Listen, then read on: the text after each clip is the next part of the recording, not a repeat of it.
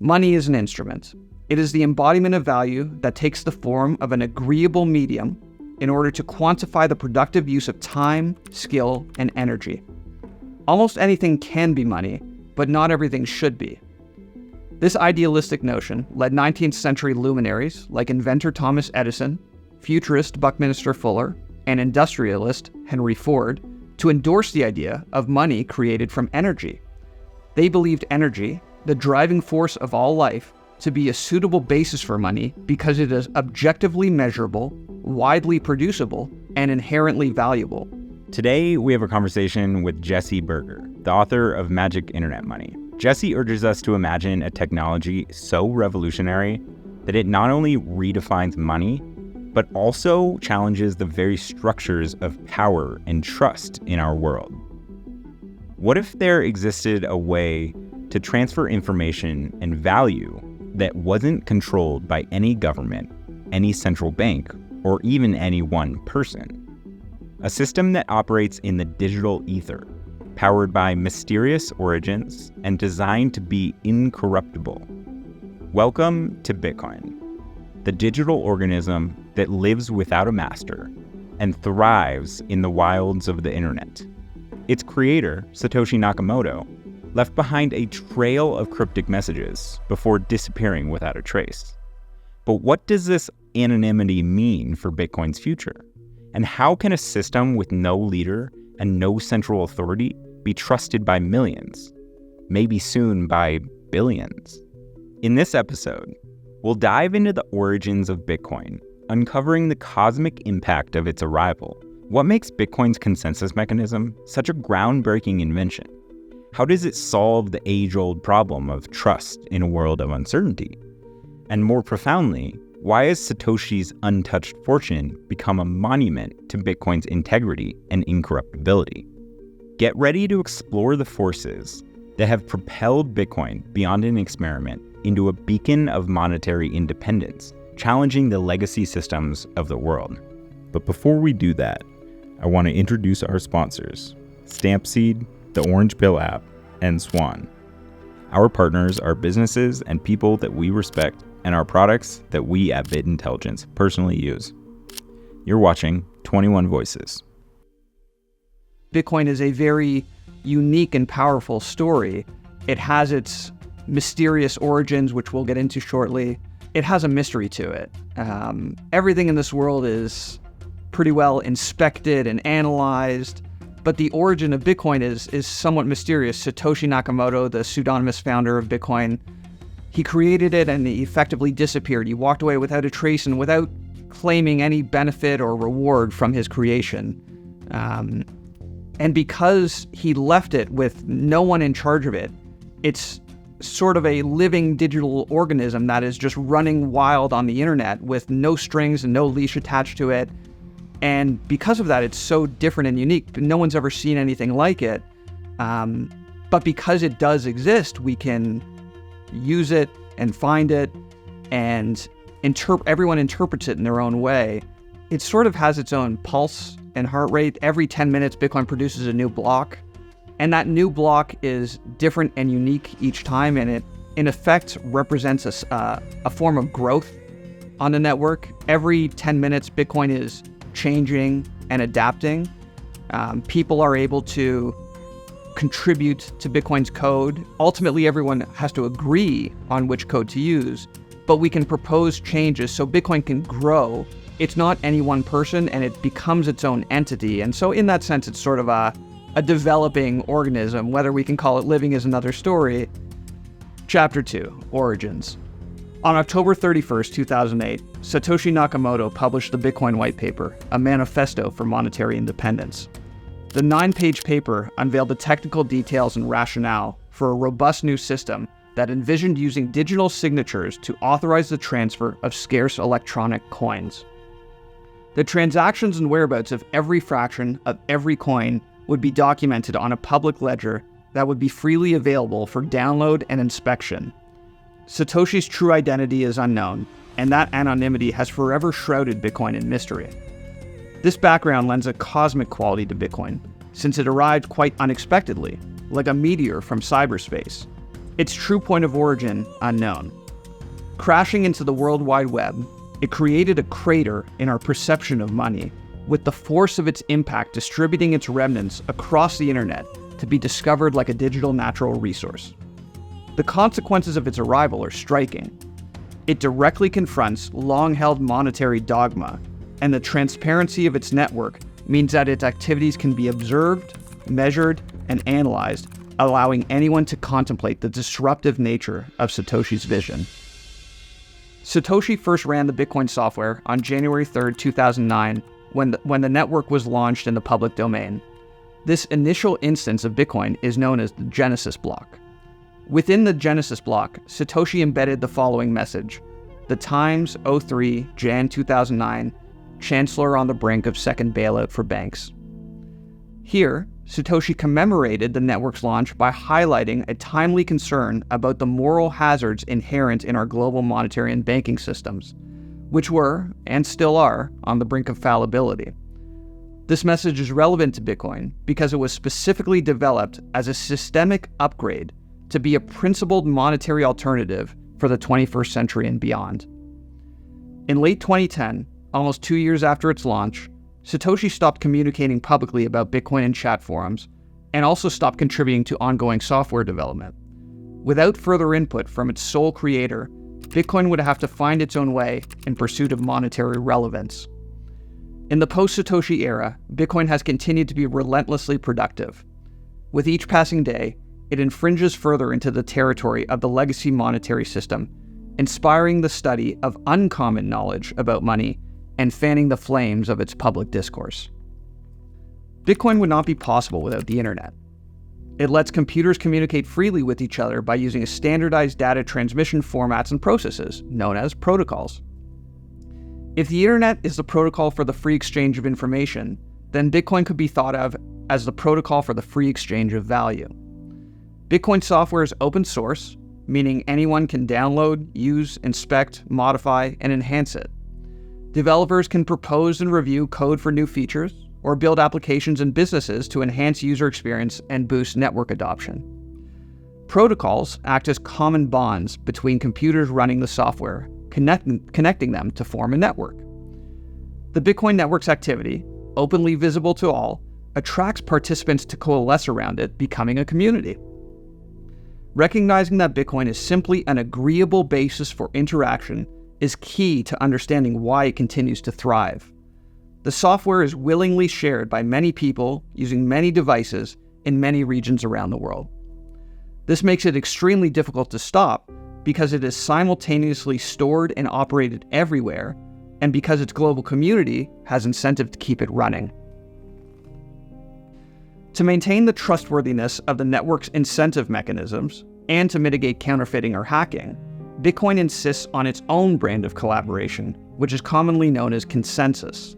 Bitcoin's consensus mechanism solves a computing problem known as the Byzantine generals problem, which stems from a lack of trust.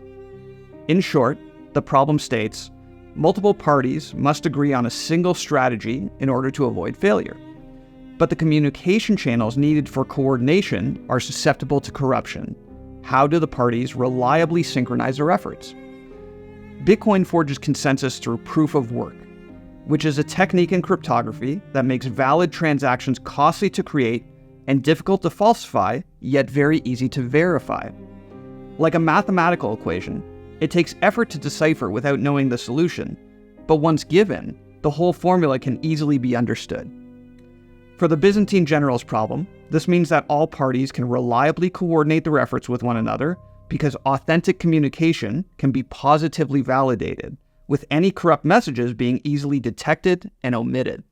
Please bear with us for a quick message from our sponsors. These videos take a lot of time to make, and we've partnered with brands we trust like Stampseed and the Orange Pill app in order to get the funding we need to bring you these videos every week. Don't store your Bitcoin in cold storage without stamping your seed phrase on an indestructible titanium plate. Stampseed is fireproof, rust-proof, impact-proof, and easy to hide. It has no loose parts and will give you ultimate peace of mind that your Bitcoin is safe and sound for the long term. Click the link in the description below for 15% off your stamping kit. When I finally got Bitcoin, it hit me like a lightning bolt. It was the currency of the future, the only money that truly mattered. But there was a problem. I didn't know anyone else that thought like me. That is until I discovered the Orange Pill app. Suddenly, I was connected with a network of like-minded Bitcoin enthusiasts, right in my own city. The Orange Pill app is more than just a social network. It's a community of passionate individuals determined to change the world, one Satoshi at a time. This series is brought to you by Swan and created by Bit Intelligence. Remember to like this video and subscribe to both our channels for more videos like this every week. Thanks for watching. This breakthrough led The Economist magazine to dub Bitcoin's consensus mechanism as the trust machine. Thinking in terms of game theory, consensus renders cheating an ineffective strategy because it ensures that adversaries can only benefit if they abide by the rules. In this way, the integrity of Bitcoin is elevated to practically guarantee honor, even amongst thieves. Money is an instrument. It is the embodiment of value that takes the form of an agreeable medium in order to quantify the productive use of time, skill, and energy. Almost anything can be money, but not everything should be. In a perfect world, the correlation between the value of our productivity and money would be evident and commensurate. This idealistic notion led 19th century luminaries like inventor Thomas Edison, futurist Buckminster Fuller, and industrialist Henry Ford to endorse the idea of money created from energy. They believed energy, the driving force of all life, to be a suitable basis for money because it is objectively measurable, widely producible, and inherently valuable. However, due to the constraints of efficiently sending and storing energy, this idea was never realized. A century later, cypherpunks like David Choum, Adam Back, Wei Dai, and Nick Szabo launched their own digital currencies trying to solve lofty monetary issues relating to privacy and trust using cryptography and computer networks. Though their experiments did not succeed in their own right, they laid the foundation for a successor. Bitcoin is considered a remarkable achievement because it is the realization of many classic and modern ideals for money. By converting chaotic energy into an orderly monetary system, it accurately compensates costly effort with value, and through proof of work, it methodically documents irrefutable evidence of its own authenticity. In this sense, Bitcoin is like catching lightning in a bottle, since it forges and secures trustworthy money from energy. The Bitcoin network does not actually consume energy itself, but computer processing power, which is fueled by energy.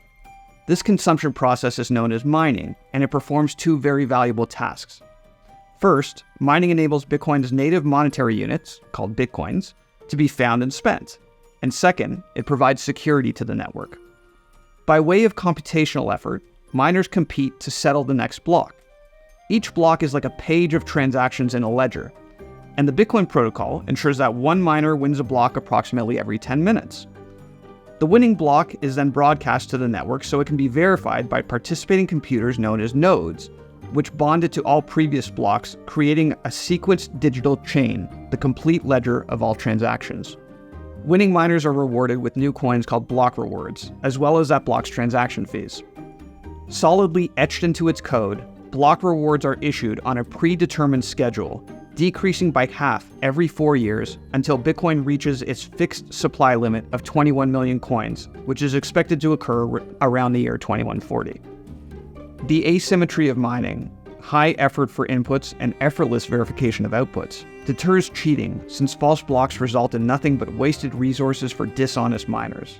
This creates a virtuous circle whereby miners must compete on a level playing field to earn rewards, and the act of competing secures evidence of rewards' scarce existence. In this way, mining enforces the foundational promise made by Bitcoin to only ever issue 21 million coins, a strict limit that very credibly differentiates Bitcoin from any other known money. All Bitcoins can be divided into fractions as small as 100 millionth of a coin, or 0.00000001. This smallest unit of a count is known as a sat in honor of Satoshi. As of March 2024, over 19.6 million of the 21 million Bitcoins have been mined, meaning that over 93% of all coins are currently in circulation today. In August 2018, Bitcoin trading and research firm BitMEX estimated that Satoshi mined roughly 600 to 700,000 Bitcoins, or approximately 3% of the total supply. Although all wallet balances are visible on the network's public ledger, this figure can only be estimated because wallets are pseudonymous. No names are associated with wallets by design because identity is not a prerequisite for participation. Regardless of the owner's true identity, those holdings have remained untouched to this day, and at this point, it's more likely than not that they will never be spent. Over time, those coins have become a testament to Satoshi's humility and restraint. Had they been spent, Satoshi could have been accused of being greedy, using a privileged first-mover advantage for personal gain. Instead, by effectively sacrificing those coins, they have endowed Bitcoin with a halo effect, which conceptually hovers over the network, positively influencing perception of its integrity. As long as those coins remain untouched, they will stand as a timeless monument to the ethos of Bitcoin, conferring an aura of altruism and adding verifiable legitimacy to its compelling claim as principled and incorruptible money. It's been said that Bitcoin is for friends and enemies or adversaries, so whether or not you agree with someone, whether or not they are honorable or not is irrelevant, because just like anyone can use a cell phone or a car, Bitcoin is just a common good that we can all access and use. So even though technically a thief can use Bitcoin, Bitcoin in a sense enforces honor because they can't duplicate or create more coins. They cannot cheat the system itself. As we reflect on the creation of Bitcoin and the enigma of its inventor, Satoshi Nakamoto, we are left with more than just a technological breakthrough. We are left with a profound statement of the nature of trust, power, and value in our world. Satoshi's disappearance, alongside the untouched fortune of Bitcoin, has become a powerful symbol, an enduring testament to the principles that Bitcoin was built upon: decentralization, integrity, and incorruptibility. The mystery of Satoshi adds a cosmic element to Bitcoin's story, a reminder that sometimes the most impactful ideas can come from the shadows, leaving behind a legacy far greater than the individual. Whether or not we ever learn the true identity of Bitcoin's creator, Satoshi's invention will forever stand as a radical reimagining of money, one that could reshape our world in ways we're only beginning to understand. Stay tuned and remember to subscribe for the latest recaps, insights, and films about all things Bitcoin. This is 21 Voices. If you want to watch another episode, try this one here.